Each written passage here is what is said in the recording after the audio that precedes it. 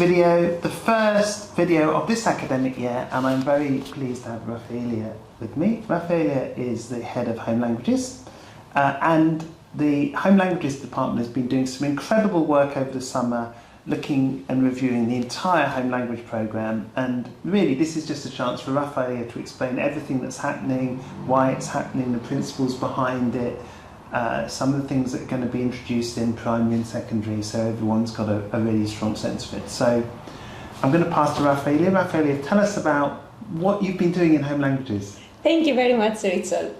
So we'll start a bit with the primary and all the work that we did there, and then I'm going to continue with the MYP. So in the primary, we have a new program of inquiry that is based on the new transdisciplinary themes introduced by the IB. In this, with this new program of inquiry, the focus and the idea for us is to have a very close focus on the historical, geographical and cultural connections in the home language classes, and to strengthen these connections even more.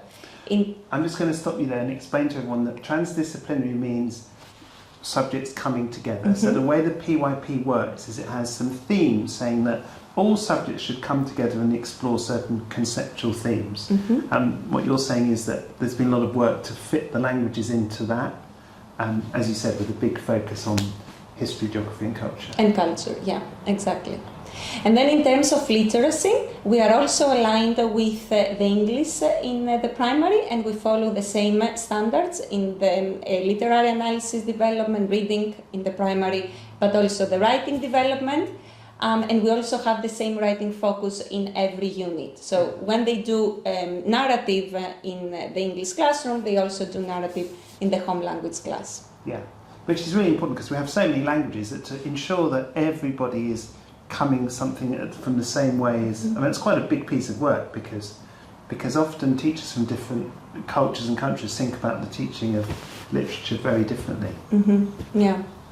And another new thing that we've started working on and is going to be is already introduced in the primary and is going to be in the MYP as well is the common resources. So all the language classes will have the same resources. This is an amazing work done by our champion, one of the champion teachers, Rafailia, and we have resources that they are like transferable. They are very interactive. And they target very clearly the learning objectives every week. So can you explain that to somebody? So if somebody's coming in primary and they're doing Greek and someone else is doing Russian, mm-hmm. what would be an example of the common resources they would share? Mm-hmm.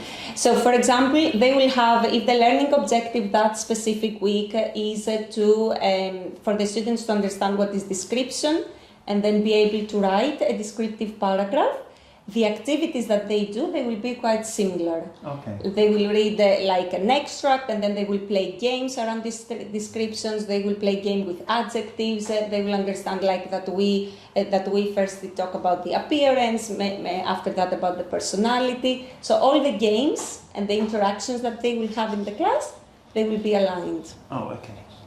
In terms of texts, mm-hmm. when you introduce a text, mm-hmm. how do you ensure that the way that a text approach is similar? Mm-hmm. So we have like some standards for the complexity of the text, depending like on the different levels. But what is also important is to take into consideration the actual level of the students. So, okay, we are in grade 5, but we might need to challenge the student a bit more. So we're going to talk about the complexity, the next band in the complexity level.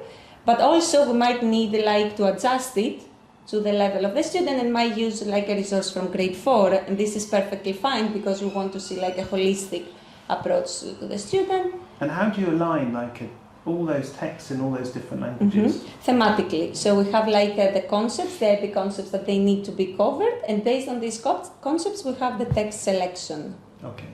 Yeah. And this is a work that we started bringing into the MYP curriculum as well. We have some changes in the MYP curriculum. The first main change is now that we're going to have like 3 units in the year. And we have a complete alignment in terms of themes and concepts between the home languages and the English classes. We cover the same literary themes, the same concepts, but this doesn't mean that it's going to be at the same time. So concepts that in English are covered at the beginning of the year, they will be covered later for the home languages classes and the other way around. So not to make it like boring for the students or something. We will have 3 units in the year, and every unit is going to have 1 key text. This key text it's going to be drama, novel, novella, short stories, a specific genre. This is the anchor for us to work on deep analysis and close analysis. And the first summative assessment is based on this key text. When we finish the exploration of the key text, we have the cross-genre connections, and this is something new that we introduce in the MYP.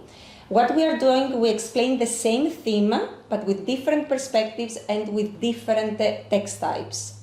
We cover fiction, non-fiction, graphic novels, film analysis as well, and we see how this theme appears in different text types. This is important because it helps with the critical thinking, it helps a lot with the comparison skills, that they are very important skills for diploma, but also makes the learning more diverse. And presumably it's all backward planned from diploma to ensure that every student is ready for diploma when... Exactly.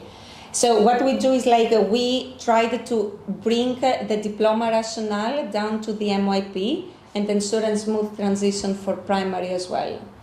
I don't know if everyone can see, but the amount of work that involves, because we've got so many home languages here, that to ensure that every home language teacher is teaching the same theme, having the same approach, even with all these different texts in all these different languages, is a huge piece of work. Mm-hmm. Mm-hmm. And another thing that again comes from the diploma rationale is that when we have these cross-genre connections, we have as a requirement one of these texts to be work in translation. Yeah. This is also very important because it helps with the intercultural mindedness of the students. This is a key aspect of our school, but also of the IB framework. Yeah. The students are exposed to different cultures. It develops their empathy. How do you help all teachers get good and the right text in translations, good choice of text in translations across all those subjects? Yes, that's a very good question because it has to do again with the quality of resources. One of the plans is also to start building partnerships with other schools that they offer these language and literature course, so we can have a standardization in terms of resources. But also what is important for us is to try to align it with the level of the curricula in the different countries and see what are the texts and the resources that they are using there. Yeah, that's huge. Yes, so this is a work in progress and step by step, but that's the idea. Yeah. Okay, so there's some major changes. Anything else you want to talk about in terms of what's being introduced? Yes, so in the MYP years, apart from the concept-based approach and then thematic alignment, we also introduced the skills, specific set of skills that they are based on the Common Core State Standards and the Aero International Standards. These are the same standards that they are using in the primary, so this is important for us to ensure a smooth transition, but also a skill-focused scaffolding. And just so people know, when Aero standards are mentioned, they are internationally recognised standards as a way of looking at literature. Yeah. So they're very well known across the world. And also they're known by the IB, so they link into a lot of the stuff the IB does. Yeah. In terms of literary analysis, but also language development. Yeah. And this is important because it's going to be part of the planning, of course, but also of the students' reflection as well, to ensure that we prepare them very well to enter to diploma and have the language A course there. So there you go, everyone. There's a sense of a huge amount of work that's being done in home languages. I don't know if you've got a sense of that, but how many languages do you have at the moment? It changes so often. 24. 24. Yes. 24 languages.